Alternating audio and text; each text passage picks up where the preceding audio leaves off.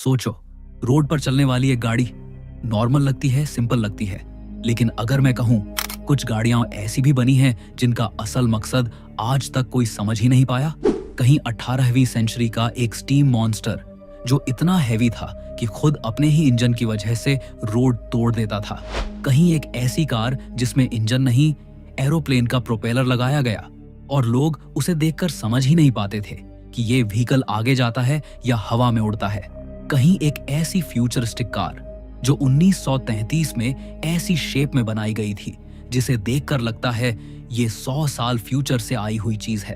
ये सिर्फ गाड़ियां नहीं, ये इतिहास के अनआंसर्ड क्वेश्चंस हैं। ऐसे इन्वेंशंस जिनके पीछे जीनियस मिला या पागलपन, साइंस थी या कोई डार्क एक्सपेरिमेंट। दोस्तों, आज के इस वीडियो में हम एक्सप्लोर करने वाले हैं दुनिया की 10 सबसे रहस्यमय गाड़ियां जिन्हें देखकर एक ही सवाल उठता है, इन्हें किसने बनाया और क्यों? तो चलिए जानते हैं। दोस्तों, वीडियो शुरू करने से पहले अगर आपने अभी तक हमारे इस चैनल को सब्सक्राइब नहीं किया है तो जरूर सब्सक्राइब कर लें, क्योंकि आपके एक सब्सक्राइब से हमें बहुत मोटिवेशन मिलता है और हम आपके लिए ऐसी और वीडियोस बनाते रहेंगे। तो चलिए वीडियो शुरू करते हैं।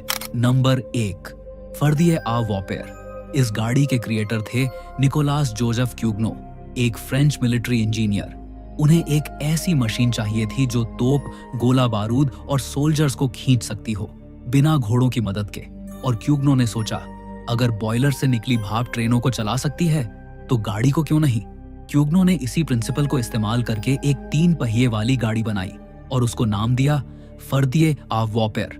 इस गाड़ी में एक बॉइलिंग फर्नेस लगा होता था जिसके नीचे आग लगाई जाती थी, जिस कारण वो बॉयलर गर्म होता और उसमें से भाप निकलती।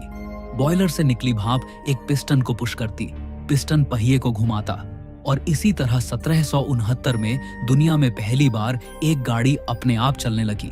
आज फर्दिए आ वॉपेर पेरिस के म्यूजियम में रखी है। पर जितने लोग इसको देखते हैं उतने ही लोग एक ही सवाल पूछते हैं, 1769 में ऐसी एडवांस्ड सोच कहां से आई और क्यों 100 साल बाद तक दुनिया में कोई और सेल्फ ड्राइविंग गाड़ी नहीं बनी? क्या ये वर्ल्ड की पहली गाड़ी थी या एक वॉर मशीन जिसे अथॉरिटीज ने दबा दिया? ये राज आज भी सुलझा नहीं। नंबर 2, लेया हेलिका 1921। इस कार के क्रिएटर थे मार्सेल लेया, एक ऐसे इंजीनियर जिसके दिमाग में सिर्फ एक सवाल था, अगर हवा प्लेन्स को उड़ा सकती है तो गाड़ियों को तेज क्यों नहीं चला सकती? और उसने लिटरली एक एरोप्लेन प्रोपेलर को कार के फ्रंट में लगा दिया। गाड़ी को पुश करता, एकदम एरोप्लेन जैसे। लोग कहते थे इस आदमी का दिमाग चल गया है, पर लेया ने कहा, अगर दुनिया मुझे पागल समझ रही है मतलब मैं फ्यूचर बना रहा हूं। उस टाइम की कार्स सिर्फ 40 से 50 किलोमीटर प्रति घंटे की स्पीड से चलती थी और दूसरी तरफ मार्सेल लेया की हेलिका जो 110 किलोमीटर प्रति घंटे की स्पीड तक पहुंच जाती थी बिना इंजन के। हेलिका का सबसे बड़ा प्रॉब्लम भी वही था जो उसकी स्ट्रेंथ थी, प्रोपेलर। एक बड़े से रोटेटिंग ब्लेड बिल्कुल सामने, अगर कोई आदमी थोड़ा भी क्लोज आया तो खत्म। इसलिए लोग इसको हवा का शैतान बोलने लगे। मार्सेल लेया ने लगभग 30 से ज्यादा हेलिका कार्स बनाई, पर फिर एकदम से प्रोजेक्ट बंद हो गया। लेकिन मार्सेल ने ये कार बनाना क्यों बंद किया, आज तक कोई नहीं जानता। आज दुनिया में सिर्फ कुछ 2 से 3 हेलिका कार्स बची हैं, म्यूजियम्स में रखी हैं, ग्लास के पीछे। और लोग जब उन्हें देखते हैं तो बस एक ही चीज सोचते हैं, 1921 में कोई आदमी इतना फ्यूचरिस्टिक कैसे सोच सकता था? क्योंकि प्लेन कार हाइब्रिड का कॉन्सेप्ट आज भी एडवांस लगता है और ये 100 साल पहले बन चुकी थी। Number 3, Taylor Aerocar 1949। साल था 1949। दुनिया वर्ल्ड वॉर के बाद नए इन्वेंशंस की भूखी थी। हर साइंटिस्ट फ्यूचर के सपने देख रहा था और एक अमेरिकन इंजीनियर मोल्टन टेलर ने एक ऐसा सपना देखा जिसे लोगों ने पहली बार सुना तो सब हंस दिए। कहता था, मैं एक ऐसी कार बनाऊंगा जो उड़ भी सकती है। लेकिन लोग सिर्फ उसकी बातों पर हंसते थे और इग्नोर कर देते थे। पर जब एरोकार सबके सामने आई तब लोगों का हंसना बंद हो गया। टेलर ने जो मशीन बनाई उसका फर्स्ट लुक ही क्रेजी था। फ्रंट में नॉर्मल कार जैसा नोज, पीछे एक बड़ा प्रोपेलर और साइड में फोल्डेड एयरक्राफ्ट विंग्स, साथ में एक डिटैचेबल टेल सेक्शन। इस कार की खासियत ये थी कि उसके विंग्स 5 मिनट में फोल्ड हो जाते थे। ये एक ऐसी कार थी जिसे आप नॉर्मल रोड पर कार की तरह चलाते जाओ एयरपोर्ट पहुंचते ही विंग्स खोलो और प्लेन बनकर आसमान में उड़ जाओ। जब इस कार को रोड पर चलाया जाता तो उसकी स्पीड लगभग 95 किलोमीटर प्रति घंटे तक पहुंच जाती थी और हवा में 180 किलोमीटर प्रति घंटे तक पहुंच जाती थी। आज दुनिया में एरोकार के सिर्फ कुछ ही मॉडल बचे हैं, म्यूजियम्स में रखे हुए, एकदम टाइम कैप्सूल की तरह। और एरोकार फ्यूचर का वो इन्वेंशन था जो टाइम से 50 साल आगे चल रहा था। Number 4, Dymaxion car. साल था 1933। अमेरिका में एक साइंटिस्ट थे जिनका नाम बकमिंस्टर फुलर था। वो अक्सर कहते थे कि मैं एक ऐसी कार बनाऊंगा जो कार भी होगी और प्लेन भी। लोगों ने बोला पागल हो गया है, पर जब डायमैक्सियन सामने आई तब सब चुप हो गए। डायमैक्सियन कार नॉर्मल कार नहीं थी, एक चलता फिरता क्रीचर लगती थी। उसकी लंबाई एक बस जितनी बड़ी थी और स्टीयरिंग कंट्रोल बिल्कुल एरोप्लेन जैसा और शेप एक एरोडायनामिक टीयर ड्रॉप जैसा। और वो कार सिर्फ 3 पहियों पर चलती थी। और सबसे हैरानी की बात, इसकी टॉप स्पीड 1933 में 190 किलोमीटर प्रति घंटे की स्पीड तक टेस्ट की गई थी, वो भी 3 व्हील्स पर। और डायमैक्सियन का स्टीयरिंग सिस्टम बिल्कुल हटके था। नॉर्मल कार का स्टीयरिंग फ्रंट व्हील्स को टर्न करता है, पर डायमैक्सियन में रियर व्हील टर्न होता था। मतलब गाड़ी ऑलमोस्ट अपनी जगह पर घूम सकती थी। फुलर चाहता था कि फ्यूचर में डायमैक्सियन का एक डिटैचेबल विंग हो और ये फ्लाइंग कार बन सके। टेलर एरोकार से भी पहले फुलर फ्लाइंग कार डिजाइन कर रहा था, पर दुनिया फ्यूचर के लिए तैयार ही नहीं थी। आज दुनिया में डायमैक्सियन के सिर्फ 3 प्रोटोटाइप्स बचे हैं, म्यूजियम्स में रखी हुई, जैसे किसी दूसरे प्लैनेट की टेक्नोलॉजी हो। इंजीनियर्स आज भी पढ़ रहे हैं 1933 में इतनी एडवांस्ड कार किसने बनाई और क्यों हम आज भी उस लेवल पर नहीं पहुंच पाए। Number 5, the Armstrong hybrid. 1896 में एक इंजीनियर ने एक ऐसा काम कर दिया जिसे आज हम हाइब्रिड टेक्नोलॉजी बोलते हैं, लेकिन उस समय किसी को यह शब्द का मतलब तक नहीं पता था। वो साइंटिस्ट का नाम था हेनरी आर्मस्ट्रांग और उसने बनाई द आर्मस्ट्रांग फिएटन हाइब्रिड। आधुनिक हाइब्रिड गाड़ियों का कॉन्सेप्ट सिंपल है, जिसमें इंजन, बैटरी और एक इलेक्ट्रिक मोटर, जिसे हम कहते हैं इलेक्ट्रिक व्हीकल। पर 1896 में आर्मस्ट्रांग ने एक ऐसी गाड़ी बनाई जिसमें एक पेट्रोल इंजन, एक इलेक्ट्रिक मोटर और एक रिचार्जेबल बैटरी सिस्टम को कॉम्बाइन कर दिया। उस वक्त जब दुनिया को इलेक्ट्रिक व्हीकल्स का बेसिक कॉन्सेप्ट भी नहीं पता था। मतलब वो लिटरली लाइट बल्ब के जमाने में टेस्ला का दिमाग लेकर चल रहा था। आर्मस्ट्रांग ने गाड़ी में सेल्फ स्टार्ट सिस्टम लगा दिया। जब ड्राइवर इंजन स्टार्ट करे, इलेक्ट्रिक मोटर क्रैंक शाफ्ट को टर्न करे और इंजन खुद से स्टार्ट हो जाए। सेल्फ स्टार्ट का कॉन्सेप्ट 1910 के दशक में पॉपुलर हुआ, पर आर्मस्ट्रांग ने यह 1896 में कर दिया। इसका मतलब ये कार 21 साल फ्यूचर में जी रही थी। जब इस कार की स्पीड कम होती तो इलेक्ट्रिक मोटर जनरेटर बन जाती और बैटरी को वापस चार्ज करती। मतलब गाड़ी अपनी एनर्जी खुद बना लेती थी। विक्टोरियन एरा में, हाथ से चलता फैन के जमाने में यह कैसे संभव था? इसी सवाल ने इस कार को मिस्ट्री बना दिया। आर्मस्ट्रांग हाइब्रिड के सिर्फ 12 मॉडल बने थे। आज फंक्शनल फॉर्म में बस एक ही गाड़ी बची है, जो mine antique car museum north Carolina में रखी गई है। Number 6, the Vinci self propelled car. एक ऐसी मशीन जो लियोनार्डो दा विंची नाम के साइंटिस्ट ने 15वीं सदी में डिजाइन की थी, जब दुनिया में प्रॉपर कारों का कॉन्सेप्ट भी एग्जिस्ट नहीं करता था। एक गाड़ी जिसमें इंजन ही नहीं था, फिर कैसे चलती थी? जब दा विंची के नोटबुक्स मिले तो उनमें एक स्केच था, एक त्रिकोणीय लकड़ी का प्लेटफॉर्म जिसके ऊपर गियर्स, स्प्रिंग्स और व्हील्स लगे हुए थे।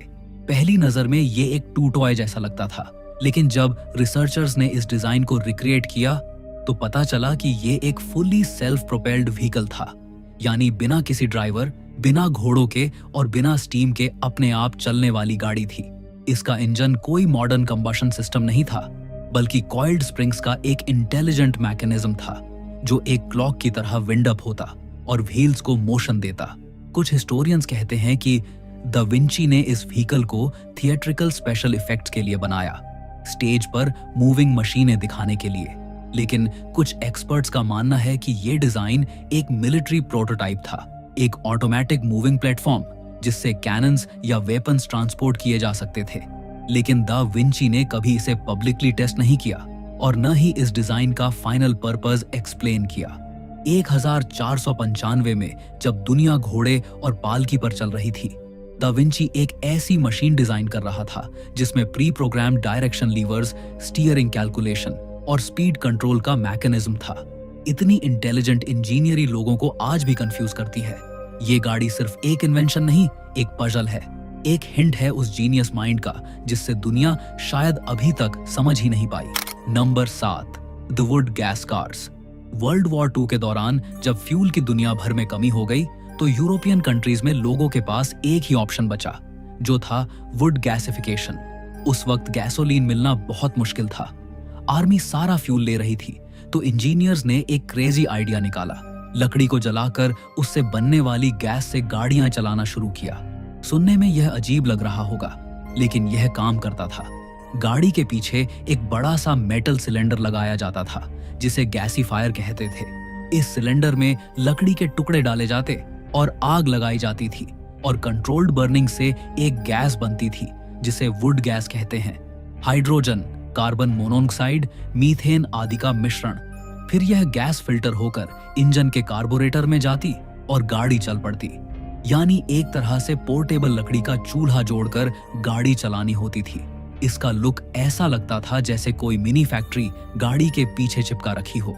और इसी वजह से आज तक वुड गैस कार्स सबसे बिजार इन्वेंशंस में काउंट होती है। कहा जाता है वर्ल्ड वॉर 2 के दौरान पूरे यूरोप में 1 मिलियन से ज्यादा गाड़ियां वुड गैस से चल रही थी। ट्रक्स, बसें, ट्रैक्टर्स और कुछ मिलिट्री व्हीकल्स भी। कुछ कॉन्स्पिरेसी थ्योरीज के मुताबिक advanced would gas engine government reports में अभी भी डॉक्यूमेंटेड है, लेकिन पब्लिक से छिपाए गए हैं क्योंकि यह free fuel technology oil industry के खिलाफ जाती है। पर एक बात पक्की है, वुड गैस कार्स इंसानी हिस्ट्री की सबसे वियर्ड, सबसे रेयर और सबसे इनोवेटिव मशीनें में से एक थी। Number 8, Pierce Arrow. साल था 1931 और जगह थी Buffalo, New York. Inventor Nikola Tesla, जिन्हें इलेक्ट्रिसिटी का आइंस्टीन माना जाता है, वो एक पियर्स एरो लग्जरी कार को मॉडिफाई करते हैं।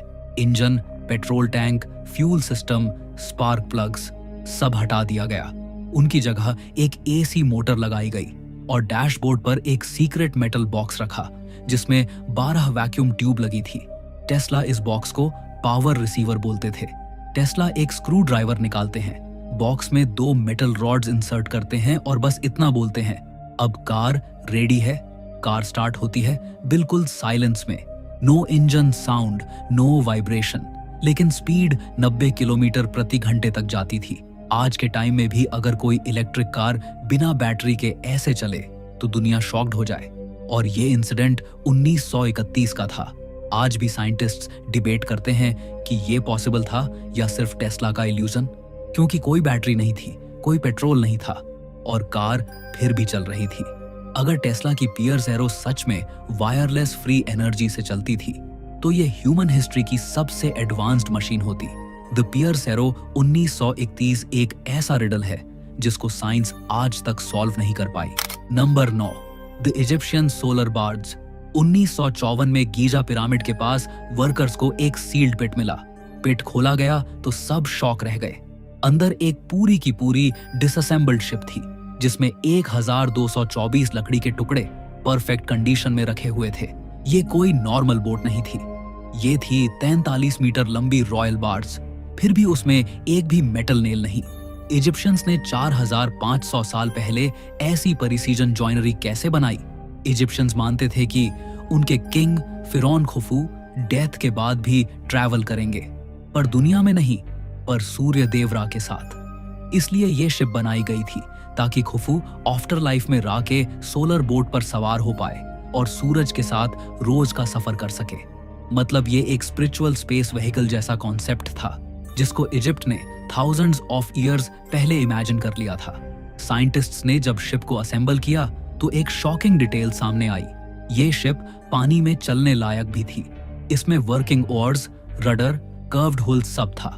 कुछ स्कॉलर्स मानते हैं कि ये बोट सनलाइट सिंबल के साथ अलाइन थी, बिल्कुल पिरामिड की ज्योमेट्री की तरह, जिसे इजिप्शियंस सोलर एनर्जी का देवता मानते थे। ऐसी मशीन जो प्राचीन लोगों ने बिना मेटल, बिना टूल्स के इतनी परफेक्ट बनाई कि मॉडर्न एक्सपर्ट्स भी कंफ्यूज हो जाते हैं। द इजिप्शियन सोलर बार्ज सिर्फ एक एंशिएंट बोट नहीं, एक सिंबॉलिक व्हीकल है जो साइंस, स्पिरिचुअलिटी, इंजीनियरिंग तीनों को एक साथ जोड़ देता है।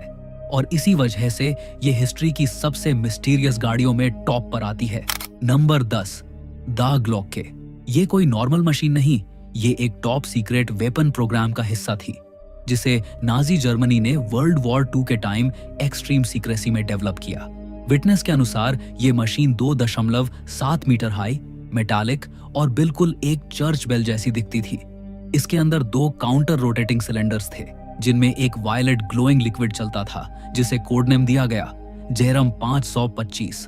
कुछ साइंटिस्ट्स कहते हैं ये मशीन स्पेस टाइम कर्वेचर को अल्टर करती थी, मतलब ग्रेविटी को नलिफाई कर सकती थी।